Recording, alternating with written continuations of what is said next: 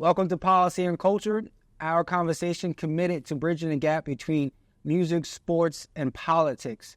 In a society where civic power and political influence continues to shift our daily lives, now more than ever is important to understand the power of our voting bloc. Join us as we navigate the corridors of power and culture. My name is Dan Lloyd. I'm Andrew Aldigi. I'll be bringing you our weekly messages to the grassroots and bridging the gap between policy and culture. And today, we have a very special guest. Not only is he a local elected official, but we consider him a friend of our platform, a colleague, and somebody that is a true representative of what it means to be a public servant.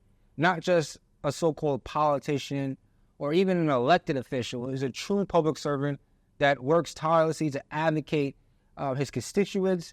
He's a family man, and is someone that continues and has been since we've met him, almost at this point, 6-7 years ago, to ensure that we're pointed in the direction to support our mission and vision between minority millennials, Boulder Mac, and now policy and culture. So without further ado, we're blessed and honored to welcome Legislator Jason Richberg to Policy and Culture. Thank you, Dan and Andrew. Thank you for this opportunity, and thank you for this platform.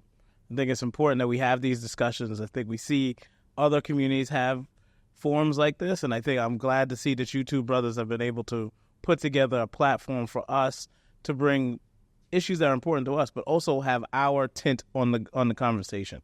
And so thank you for this. I mean, I know we're just starting, but I can't wait to see where this goes next. Yeah, the sky's the limit, right? This is something that's passionate to us with, as I mentioned, minority millennials and also Boulder Mac, but this is a conduit between the two because we see the value in our community. We want to make sure that we continue to build that voting bloc. And that's the foundation of this platform, is to really educate our people on what it means to be politically engaged. And it's not just to tell people to vote, but why to vote. And we like to really go through the journey of our local elected officials. So can you just talk a little bit about your pathway to being the Suffolk County Legislator, where you're from, and just some general background of yourself? Well, I mean, I can go way back, but go way back. So, I mean, I was, my mother actually is from North Babylon, and when I was born in Queens, and we moved back to our neighborhood actually to be closer to my grandparents. And right after that, actually, 2 weeks later, my grandmother passed away. So we were right around the corner from my grandfather, but it gave us an opportunity to sort of be close to him. And then from there, I went to private school for a little bit. Then I went to North Babylon schools. I graduated from North Babylon. I'm an Eagle Scout. Did my Boy Scouts at North Lindenhurst. And my church is in North Lindenhurst. So, and I was involved with our church youth group and our diocesan youth group. I went to a couple of conferences for the church and some other organizations. And I guess the whole time I was civically active without understanding how what that meant. I remember going to our national convention and seeing folks on both sides of the gay rights movement then, and we talking about 2000, we talking about 20 some odd years ago. And I just remember seeing a young kid with a sign of hate, right? And it felt weird to me because we were at a church convention. Like, it doesn't matter how you feel about whatever, you're putting a young kid, I think it was like 3 or 4, with a sign of hate. It struck me that that's not the way to lead, right? That's not the way to influence people, right? This is a way to influence people, having a conversation, right? When you put up signs of hate or disrespect, you put up barriers, right? If we're playing basketball and I start talking junk about you, you're not going to want to learn from my game. You might know I'm going to dunk on him, right? I'm going to shoot a 3 straight in his face, right? That's what you're not going to say, oh, well, he's got a nice hit. You're not going to do, no. Doesn't matter what I do, you're going to now take offense. And so from that is really what I learned. Having conversations, at our dinner table, we always had political conversations. We all didn't agree. It was a strong Democratic household. There might have been 2 people more on the left side than there were the 2 people on the other side. Was that moms or pops? So my father was a Vietnam veteran. Was a Vietnam veteran. And he was very patriotic, but like his comments on patriotism was, listen, I did what I had to do. I don't need a flag in front of my house. I don't need to prove to you that I'm a patriot, right? I'm a patriot by doing the work, right? So even when he passed away, we didn't have a military funeral. Really? He never joined. And to be fair, though, as a Vietnam veteran, they weren't really respected when they came back. It wasn't until the 90s that Vietnam veterans, when we were kids, you were a veteran, right? But when the Vietnam veterans came back, they were disrespected. They were spit upon. It was a real tough time. Yeah. And so there was that tint. But when he came back, I want to say he wasn't a Black Power movement. Like he was in, but he also then he left that and started working for the federal government, right? So it didn't, but he also gave back. He was a basketball coach. No, not for North Bab, and at St. Pascal's in Queens. Okay. So similar to what Andrew does, right? So we always had kids in a car. He was driving people back and forth. He had some people who are NBA players. One guy became an NBA coach who was like, who you see on TV. I'm not going to put out anybody's name, right? But he really thought, like, in terms of Black power, in terms of not and community investment, like your job is to do the work. It's not carrying a sign, right? So you being a basketball coach or running a basketball organization, that's invested in your community, right? You having this platform and giving, local Black elected officials and community leaders that's your investment in your community. And that was, and he was an accountant, so he also he worked for the EPA. So, but on his weekends, he would volunteer in the city, doing people's taxes for free. People who look like us, because they couldn't afford to do their own taxes. Yeah, you don't want to play with the IRS either. No, right. And so he would keep you out of trouble, right? But that was sort of the moment, right? And so and they both were very involved in their church. He was like the youngest board president of his church. He did all this stuff at the same time. At the same time, he was fighting cancer his whole life. Oh, wow. Right? And my mom, so my mom was involved in organizations as well, but she came from a strong church background. But you had to go to meetings at the church. You had to be involved in the community. You had to there was none of this, like you go to work and just come home and sit down and play video games. Like you weren't allowed to do that. Right? Like, the joke is, my sister and I laughed because we never had real video games. Like we had Duck Hunt and Mario and Sonic the Hedgehog and some other game that, my sister and I still joke about that no one else has ever had. Because we weren't allowed to have fighting games. Like, no, because if you playing video games, that means you had time to play around. No. I'm glad that you touching on that, right? Coming up in the environment that you grew up in, North Babylon, which is really a diverse community. The school is diverse. Being that you wasn't accessible to those type of things and you going to school and as kids probably, you're not allowed to play other games, but this kid's probably doing the adult things, let alone not playing a game. How was you able to kind of maneuver in that environment, continuing to be you, but also, getting through life as a kid growing up in North Babylon? So it's funny. So there's two parts to that. So as a kid in high school, I used to wear a suit to school. And people don't always know the story to that. But one day we were on a trip and we were on a trip and I wanted to go to like Sam Goody. I'll tell you how long ago it was, right? I wanted to go to Sam because I wanted to get a tire store? No, The music store. The music store. Yeah. Right. So I wanted to go. Thank you. I'm glad. So I wanted to get. I don't remember the album, but I wanted to get an album. We were on vacation, and I wanted to get this album. It was really like a conference for my dad, and my dad was like, "Well, hold on, I'm just gonna leave from wherever I am, and we're gonna go." And so he was wearing a suit. I said, "Daddy, don't wear a suit. Come on, like you look like a nerd. Like, stop. Don't do that." Right.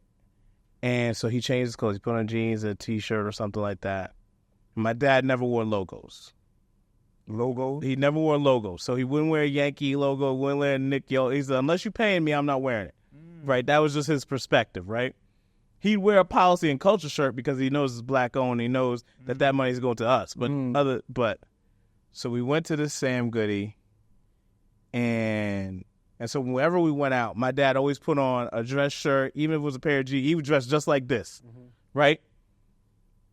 But so this time he wore a T-shirt and jeans, and he was stopped at the door, and they wanted to check him, to search him, and all this other stuff. And that's when I realized, he said, you can't go to the store looking regular because they treat you differently. When he gets on a plane, even if we were going on vacation, he have a dress shirt, a pair of jeans, and a blazer. He said they'll treat you differently. And I watched it happen. Like, I watched, he go through the thing and some other guy same age get treated completely different. And so when I went to high school, I said, I need to think differently. So I dressed up. I think that's unique right there, but also I think that's like a speaking point as well, because I feel like we need to be able to identify with people in our neighborhood, right? And that was part of the question why I asked you that. How was you able to maneuver, through North Babylon? And we know how that community is. Like I said, it's really diverse, right? So wearing a suit, why does that, I don't want to say why does that define us? Why does that have to define us as being taken serious versus just like, yo, I value you as like who you are versus just the appearance of wearing a suit? So I guess in terms of, most of the kids I went to high school with, right, I knew from the neighborhood, we played kickball on the street or soccer or whatever. And so I guess, thinking back at it, I think high school was harder for me than I thought, than I realize now. Culturally or academically? So a little bit of both, right? So I was special education. I had fine motor difficulty. In fact, I was kicked out of honors global studies because they said because I had resource room, I shouldn't be in any honors class, right? And so I always had to fight. My parents always had to fight to get wherever I was. They told my mom when I was a kid that I'd be living in her basement for the rest of my life, that I wouldn't excel. So in my head, I always had to do something different. And I think I went to a point where I was trying to prove myself, and I realized that I'm not, somewhere, shape, or form, I had an awakening that I don't have to prove, I just have to do. Where'd you feel like you had to prove yourself at?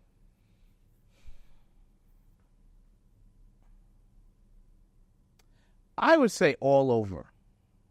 And it wasn't until, and I went back to college, right? So I went to school and then I dropped out and I came back. And it wasn't until I went to Wilberforce, which is a historically black college, that I felt that I had to prove myself. Does that make sense? You didn't have to prove yourself. I didn't. Right. I felt like, all right, this is an area where all, and it was cool because we all, like the New York people, we all sort of kicked it together, right? We all knew each other. We had something in common. But then you go see some people in Chicago or Atlanta or Anchorage, Alaska, right? And we were all fighting the same fight, right?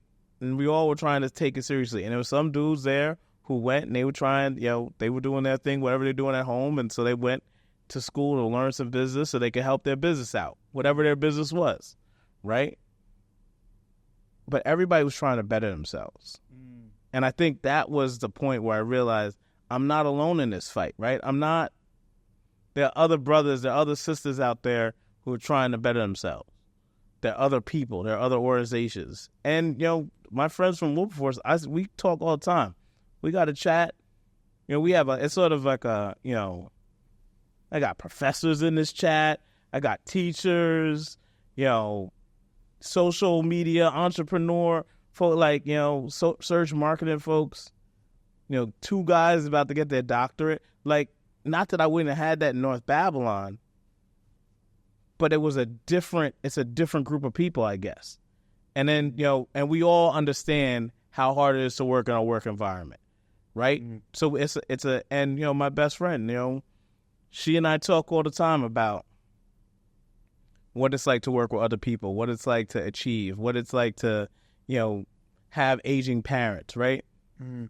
Those are things that we all Yeah. have issues with. And that was part of the question too. And I have a personal relationship with you where we've been working with each other for a few years, but my upbringing, my culture, right? A lot of people wouldn't look at you as to say like, yo, Richberg is like a strong, like black man like that. Like we look for like the rough and ruggedness kind of things, right?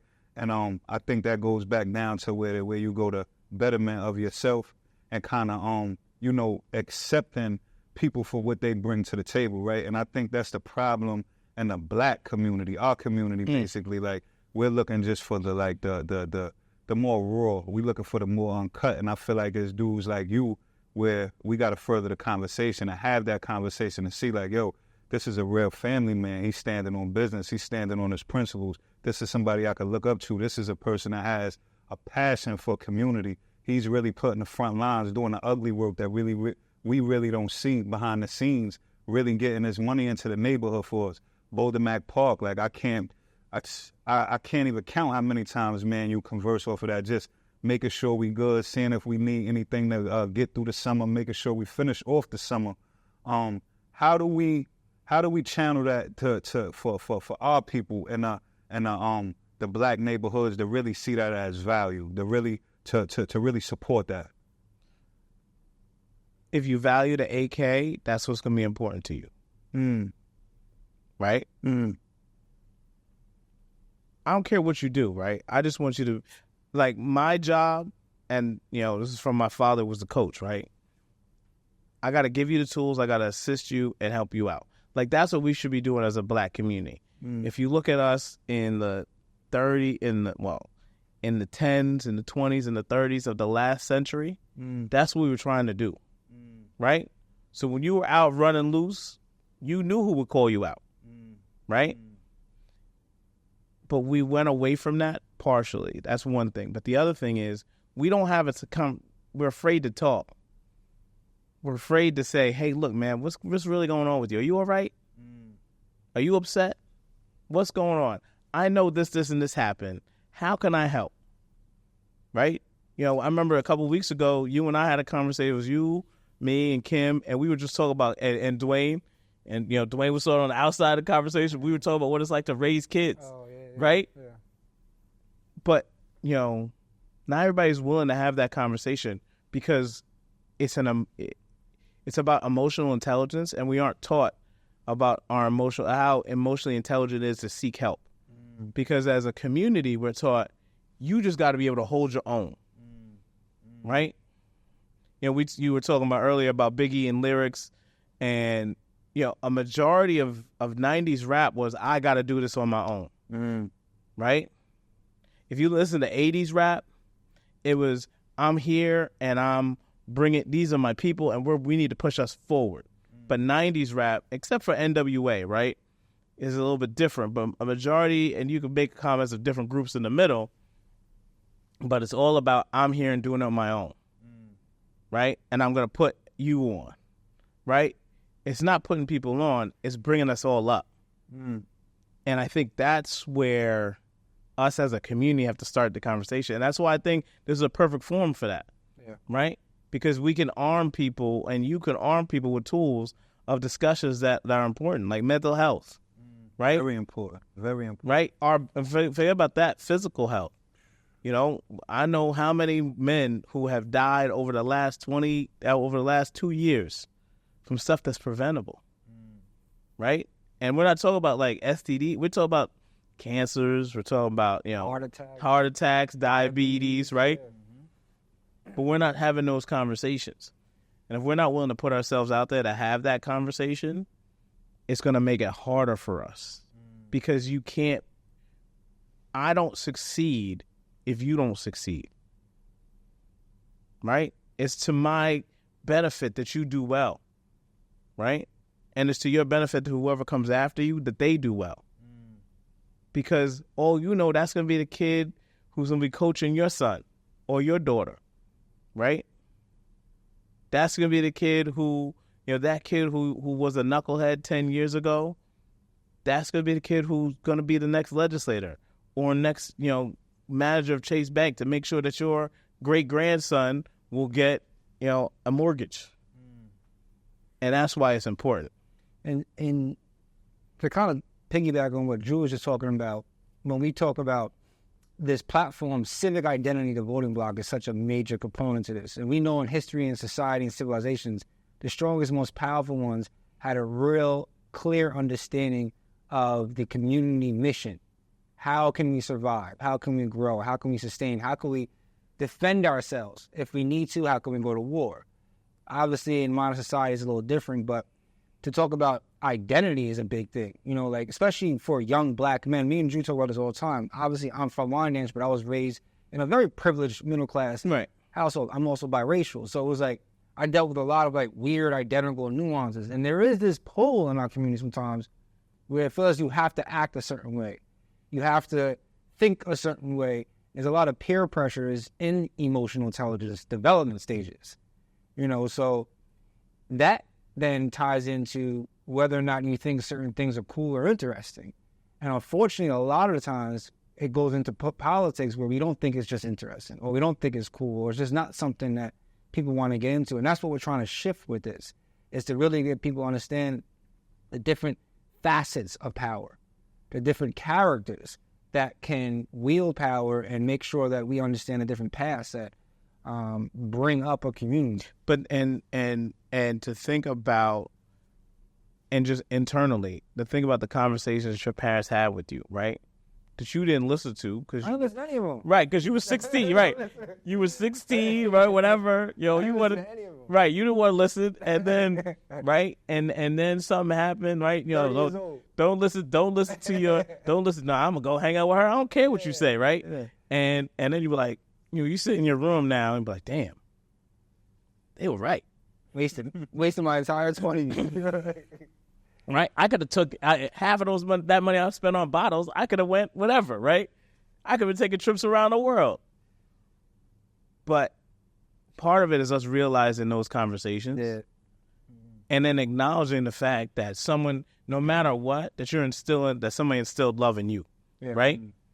And then how do we instill love in other people? So look, I remember the anime kids were the kids who were not cool, right? The kids who used to draw anime, watch Dragon Ball Z, and whatever. Nah, Goku was always cool. Goku was cool. All right. Because he could take everybody out, right? Exactly. He crack his neck, go, all right, we going to be here for a while. But, but now those kids, you could do anime, you could do, and if you could draw or you could be a millionaire tomorrow morning. Yeah. Right? But the question is, what are we doing to make sure that we invest in that kid? And are we telling our children or those who are around us, I have 2 5-year-old boys. I was a Sunday school teacher. We've been doing our youth caucus for 14 years. I got kids who came back. In fact, I got this young man now who used to live around the corner from me. And I was talking to these young ladies from Deer Park High School. And I was like, listen, if y'all stay together, y'all will all succeed. And stay away from the knuckleheads. That's this dude who now he's got a professional job. He walks over, he says, I used to be that knucklehead that he's telling you about. And he said, I didn't listen, and now I'm listening. There's a funny meme going on right now. I don't know if you saw it on Instagram, but it's basically like this young black dude. He's like 4 a.m. in the morning. He's on the bus by himself. Yeah. And he got a picture of himself. It's like, this is what being a class clown gets you. Exactly. I used to have the lunchroom lit though, when he's like by himself right. on a public bus. On the way to work. Yeah. So let's circle back though, because that's a very important discussion though, because that's something that internally we deal with at a very young, early age in our community, and it does. Unfortunately, we lose a lot of talented people. We lose a lot of strong young black men specifically, and our women, but. When it comes to the identity thing, which is a whole deeper conversation. But let's get back to your first. Well, actually, no. Tell us about your clerk position, because that's what led into you becoming elected. I started before I interviewed for a position with Dwayne Gregory. I was working in insurance. I was doing cold calling. I was the guy who was trying to get you to get a job. I had to bring like 40 people in a week to become insurance agents. So I probably annoyed some of y'all if you put your resume on LinkedIn or what was the other one? Job Seeker. Any of those? I was on those sites. I was teaching swimming. I was coaching swimming. All the hairs on my arm were all blonde because I was in the water so much, right? And I got an opportunity and I had a really good swim coach who kept telling me, he's an old Russian dude. He said, this isn't long. He said, you're not going to be here. He said, I'm going to lose you, but you're going to go somewhere. And so I interviewed for a position with Dwayne as his chief of staff. And my father didn't believe I got the job because they said, oh, you got it, but you can't start now. And you know how Pops is, right? Your father's probably said the same thing. If they didn't fill out any paperwork, you don't have the job, right? And so I ended up getting a job, and I really haven't interviewed for a job since. And that was I think I interviewed for that in fall of 2009. And I'm getting a job in March. I got my first day was March 22nd of 2010. I know that date because it's the day before my sister's birthday. And she got mad because I couldn't be there for her birthday. So I was his chief of staff for about 4 years, a little less than 4 years. And then I was the chief deputy clerk and the clerk of the legislature. And yeah, I will say I've had a benefit of some, especially over the last 10 years, really excellent supervisors, and people who want to invest in you. Dwayne and Tim, who was a clerk before, and he made sure that I knew everything. Take us back to that time when you was working with Dwayne, because we just had him on the show as well, and he's somebody we build with as well. We've been working with, and he spoke with what it meant to him working with you guys, you, Marcus, Kimberly, and why he put so much time into you guys. So talk about that experience and really what that did for you being around him and getting that extra push. So, and to be honest, there were points in time I didn't understand, right? There were points I remember I'd go to, yo, he gonna fire me tomorrow. I just know I'm out, right? And I didn't realize the rooms he was putting me in, and the not just the rooms, the knowledge he was giving me. I used to take notes on everything. I very rarely have a note. You notice I don't have a notebook. I don't write because he said when you write notes, you make people uncomfortable. So I had to start learning how to just listen and figure it out. I don't remember everything, but I'll remember enough to get me out of a paper bag and to say, oh no, I need to put that to the side, right? I talked about a meeting you had, right? I knew you had the meeting. I didn't know what happened after, but I want to make sure I check in that you had that, right? And he really, it was really impactful for him to be my next boss, right? Because the boss I had before him did not invest, right? And so he really invested time and effort and, the idea of being present where you are. That was really key for him. But I'm thinking about it now. So you got the chief of staff position for him? So we got to talk about even before that, though, because that means that you were somewhat politically connected to our relationship just to go to a chief of staff position. Did you know him beforehand? No. So then what was it? Tell us. All right, so I failed a class. Swear to God, this is the story. I failed a class. So about 2-3 years before I interviewed for the job, I took this urban policy class. And so one of the things they were talking about was local government, and they brought up a place where I had an internship, Oregon, and I told the teacher she was wrong, the professor she was wrong, and she was like, well, how do you know I'm wrong? I said, because I just left there, right? And I know that you're wrong. And I don't know if he knows this part of the story. So a couple weeks later, she's talking about New York City and Long Island, and she's trying to tell me that that Nassau and Suffolk County are boroughs of New York City. I said, you're wrong. And she said, what, you going to tell me you just left there too? I said, well, no, I live there. And so I ended up doing research on Nassau and Suffolk counties. And I listed they have their own legislatures, they don't, all this research. and end up failing the class because the professor said that I was a know-it-all and I was obstreperous and what have you. And after that, I did some other political work. The vice president of college was he looked out for me, got me into those internships, and we were able to do a voter education and voter registration and get out the vote and early vote campaign.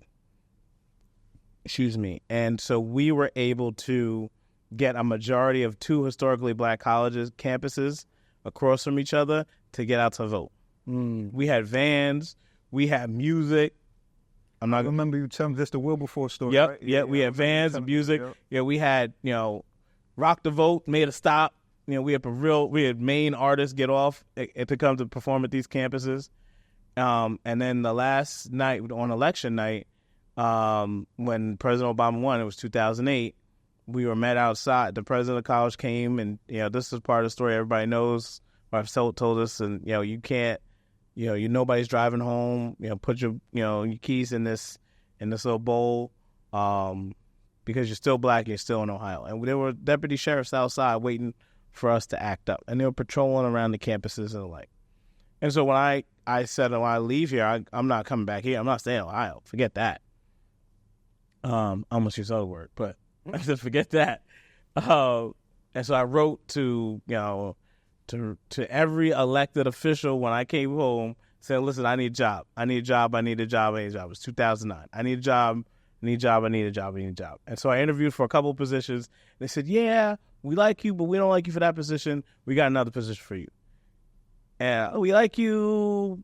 We don't like you for this position.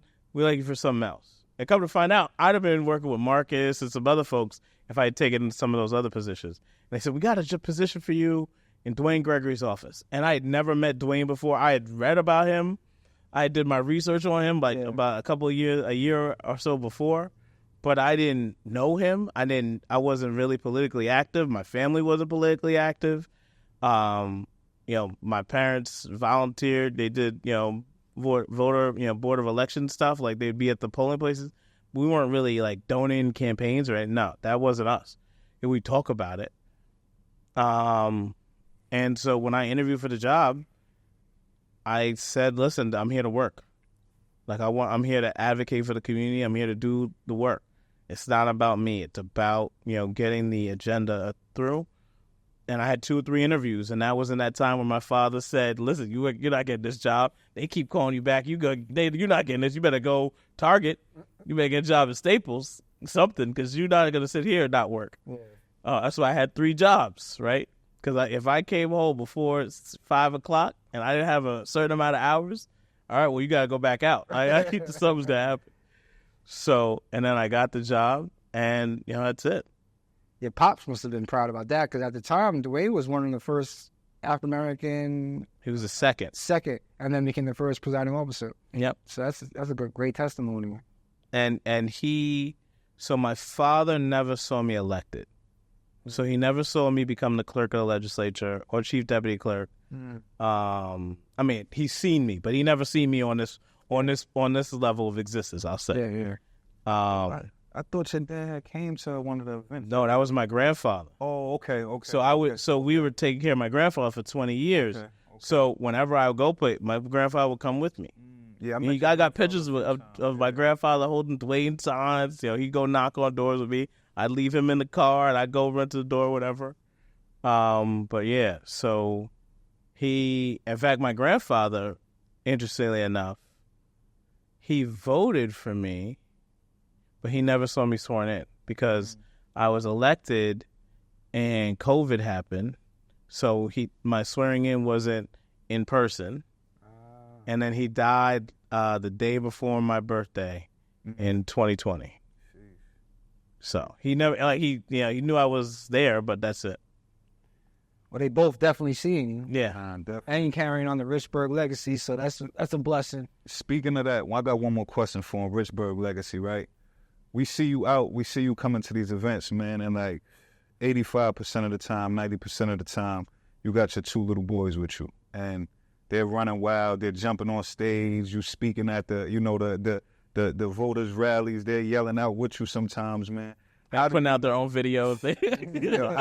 How do you manage that, man, with two active young guys like that, you know, being frontline for our communities the way that you frontline for our communities, but also really being a stand-up father and having them with you, having them see this process?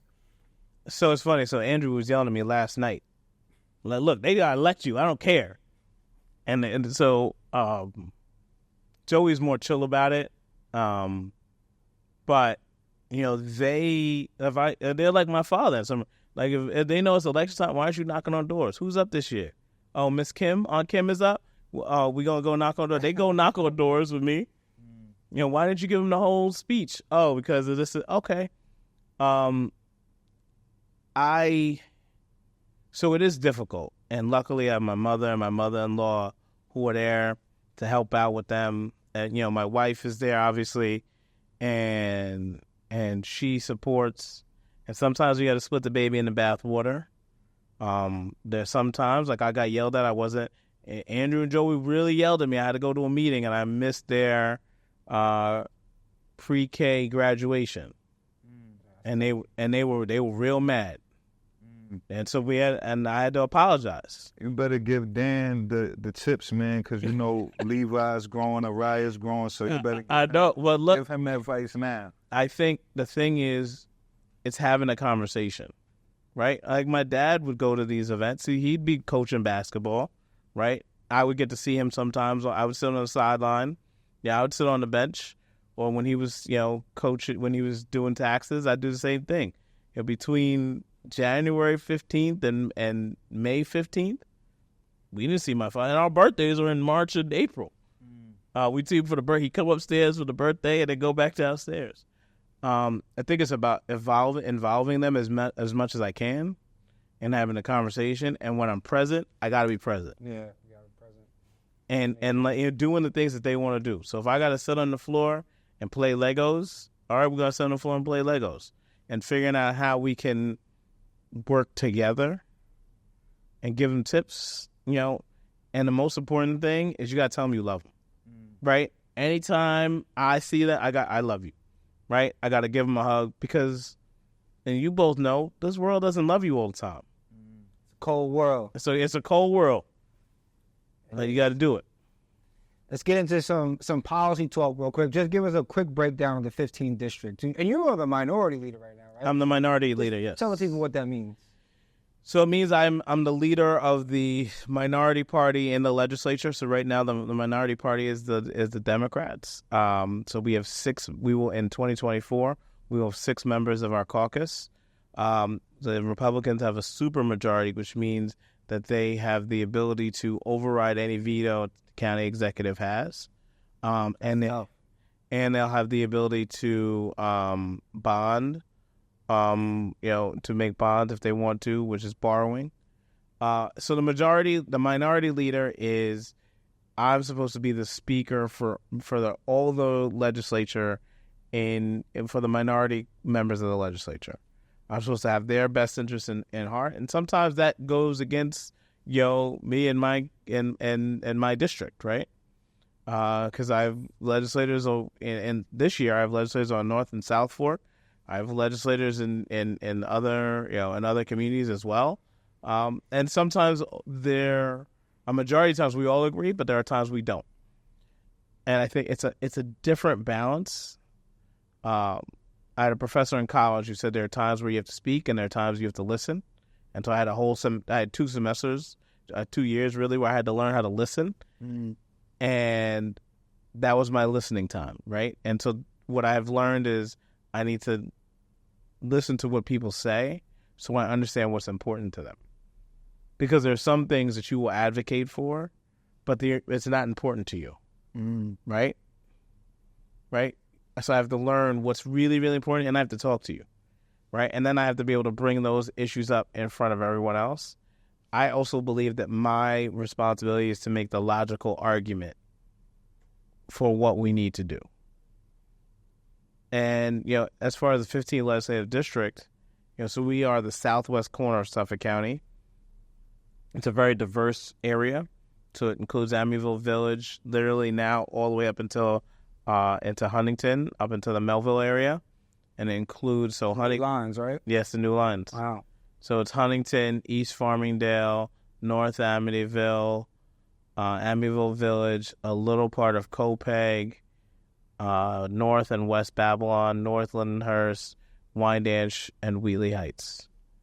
And like About 80 some odd thousand. like Legislator Bynum was saying too, like these things is changing all the time, and as you know, I'm learning the politics as we go. I'm seeing how on point you got to be, and I remember Jason calling us for a meeting because they changed the lines on us, so we had to kind of like get everybody on point with that. So, you know, these things is different, man, and we got to have elected officials that's kind of on point with those things, spearheading that. He really knew the importance to get that information to the people. And what was important about that meeting is you brought community leaders from all different areas of the district, because this is the 15th district is a majority minority district. It was actually the first majority minority district drew in Suffolk County. Before the Brentwood CI district, this was the first one. And actually, ironically, this is the lines that are now are the old lines, the way it was when it was originally driven. Yeah. Talk a little bit about, so for a Suffolk County ledge, what would be the difference between the power that you have in a Suffolk County ledge and, let's say, a local councilman? For instance, housing is a big issue for young people. What realm of political influence would you have in a Suffolk County legislature rather than a township? So in a town, they have the ability to control zoning, Which is key. which is really key. That they're the ones who could say how dense an area can be, how high you could build, what's an industrial community, what's not an industrial area. So they have a majority of that authority. In terms of Suffolk County, but we control, we have our own economic development funds, right? We have our own IDA. Some towns have IDAs or industrial development agencies. But in terms of housing, there are funds that we can get that the county can't get, the town can't get. So what we try and do is we put stipulations, and we're actually very lucky in the town of Babylon and Suffolk County. They both have the same threshold of, if you get funding from us, 20% of that housing has to be affordable. And that's an important thing. Not all towns have that. Not all towns have that. Yeah. And that's an important investment in our communities. But there are also other grants that we can leverage to help. But we have to work in concert with whatever the local municipality is, whether it's a town or a village. And it's an important relationship, because we can't, neither body can work without the other. Although sometimes people try. Yeah. Well, that's also part of the, sometimes the negative of Long Island politics is there's so many different smaller local power structures that you have to go through to just get sometimes what we think is simple things. Right.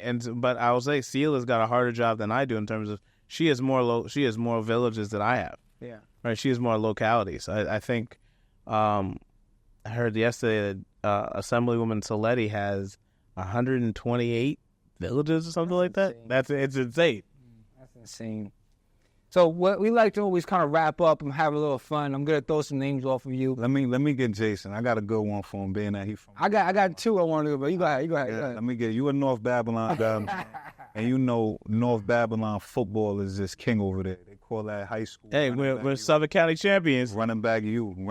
That's what they call it. So this is an argument I'm always having, whether I'm in a barbershop, whether I'm in a basketball gym, anywhere. Mm-hmm. Who was the better running back, Barry Baker or Jason Gwaltney?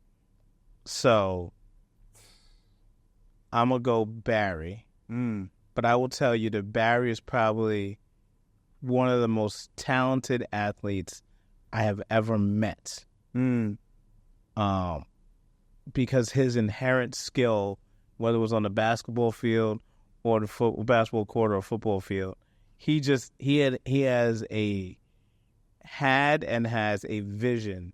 Justin had a vision, and he could just push you through. Jason was physically stronger, right? He was wide shouldered, push you through. Omar Palmer was up there too. Definitely. He graduated with him, so I might have to put him in there too. But Barry was the more talented, therefore I'm going to say he's better. And his vision, he could, and I'm not saying anybody else couldn't, but to be able to just pick up a sport and know where to go inherently, you can't teach that. That's an inherent, I've met some really talented athletes, Olympian, figure skaters, I've met, NBA coaches and basketball players, and he's inherently the most talented. Nah, I agree. He was one of our, better athletes to come across Long Island ever. Oh, yeah. I remember being a kid going to watch them play. It was a playoff basketball game. I forget who they was playing. I want to say one of like them Huntington schools. Somebody had a poster in the stands that said, "Chicago, you got Jordan, we got Barry." Yep. It was that. Touchdown maker. Yeah, Barry Baker, the touchdown maker. And he could leave the football field and just go play basketball like nothing happened and not be fatigued. Shout out North Babylon, man. Running back you, man. They did their thing this year, too, man. They came up short in the LIC. It's all right. City, but shout out North Babylon. Running back you. North Babylon definitely holds it down. Shout out Lil Gerard, man, too. He had a real big year this year, man. Shout out to you. I got a couple. I'm just going to run. You got to just pick one. Okay. I got to Kappas or Alphas? I'm a Kappa, so that's not even a question. Malcolm or Martin? Got to choose one.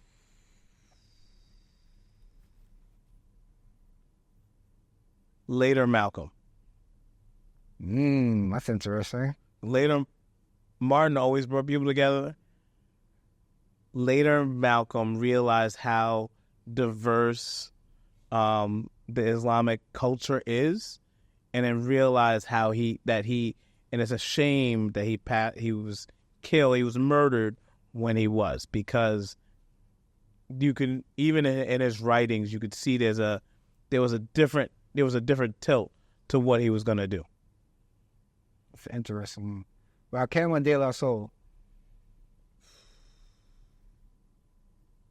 You know what? I'm gonna go Rakim, because especially after we just had this this conversation a couple of weeks ago we're celebrating the 50 years of hip hop, and relearning the importance of Wyandanch Park in hip hop. The fact, understanding that, listen, if you couldn't battle in Wyandanch Park or Bolden Mac, you weren't the labels weren't coming for you. And finally, it made it to Drink Champs. I think it took like, I don't know how many seasons they on, and they finally brought it up. They did. Method Man was even talking about it. It's getting a lot of traction. It's getting a lot of traction. But people don't know how important Wyandanch Park was. Yeah, definitely important. A lot of history. I think that's all I got right now off the top line. You got any more? Nah, that was it. Running back, you, North Bab. I had to check his North Bab football IQ. You're not from North Bab if you don't really understand North Bab. If you don't know. HBCU or Ivy? Oh, HBCU. I think HBCUs graduate more black doctors and lawyers than any other institution. I know that we have sitting senators. We have a vice president from a HBCU. I was told that somebody told me that HBCUs are not real schools. Wow.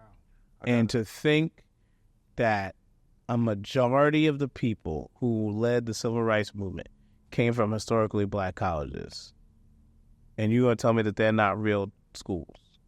I mean, you're talking about black self-hate. You talk about how do we invest in ourselves. That came from a black person? It came from a black person. Yeah, that's wild.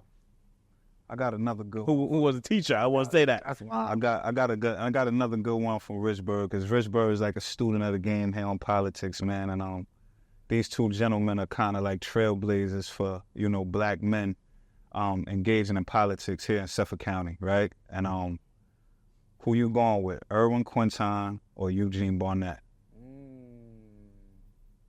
I'm in Amityville, right? They both in Amityville. Yeah, right. Yeah, because Eugene used to patrol the block. Yeah. I'm gonna go with Mr. Burnett, and I'm gonna add one to you. I'm gonna give you Elie Mystal Sr. And so Elie Mystal was the first African American to be elected to the legislature. He was Maxine Postal's chief of staff, and he was a political mastermind. And I had, like Mr. Burnett. I never met Mr. Quintine, unfortunately, but I had a small set of time with Ellie Mistal, and the amount of information that he was able to just like drop like a verbal diarrhea, just like it was like if you weren't catching it, it was like a twist of freestyle. Like if you weren't paying attention to it, you missed it. And Mr. Burnett had the ability of bringing people together and dominating the conversation, and that this is what you're going to do, and this is what I need you to do. Rest in peace, legend. I got one more. I just thought about it. Fred Brewington or Al Sharpton? I'm going to go Fred Brewington because Al Sharpton is on a national level. Fred Brewington has always stayed focused on bridging the gap, for lack of a better word. Yeah. Or a better term. I'm going here and now. Brewington too. Al Sharpton know what he did, man. He know what he did. I don't even know why you brought that up. I'm going Fred Brewington. Al Sharpton know what he did. Yeah, shout out to Fred Brewington, living legend. Well, Legislator Richberg, thank you again. It's an honor to have you on our platform, Policy and Culture. Can you let our listeners and viewers know how to follow you, where to follow you? So we're on social media. You can follow us at Legislator Jason Richberg. We have a campaign page, Jason Richberg LD15, Instagram and Facebook. We're not on. We are on Twitter, but follow us on Instagram and Facebook for right now. And we have a website. You can always call the office 631-854-1111. We're here to help. We're here to work with you. And if we can't get the answer, we'll put you in the direction of someone who can. So, and I can attest to that for sure. Has been supportive of not only our platform but me personally as well. So again, thank you for being a leader and a colleague. And with that said, this is Policy and Culture, actively bridging the gap between music, sports, and politics. My name is Dan Lloyd. I'm Andrew Ayodiji. Blessings.